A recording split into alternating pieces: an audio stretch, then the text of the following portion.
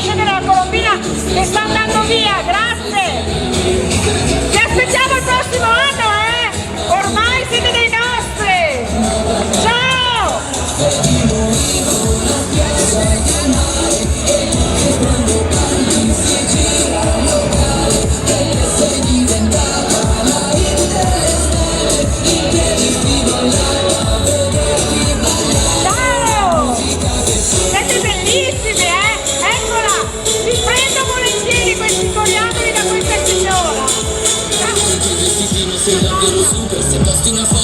Come si chiama? Quanti anni ha, signore?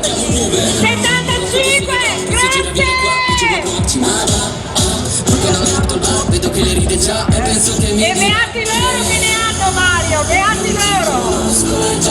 Avete visto la nonna a 75 anni che segue tutti quei ragazzi di più? Brava! La stessa cosa, la vita tutti e tre. Ma vabbè, cara Fedimo. Bambini, vi siete iscritti al concorso maschiline? Laggiù! E siete bellissimi! Perché?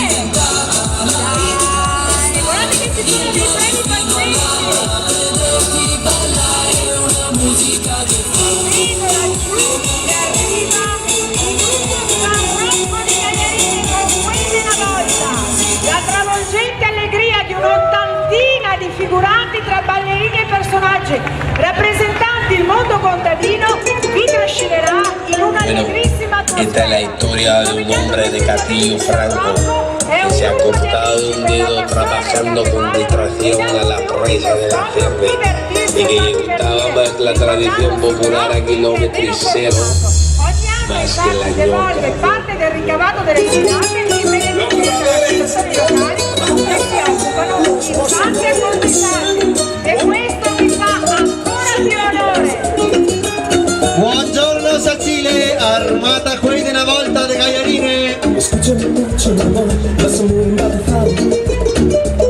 Vi aspettiamo il 7 marzo a Cagliarine, sfilata in notturna. Benvenuti San Rocco di Cagliarine. Grazie mille. Benvenuti in Piazza del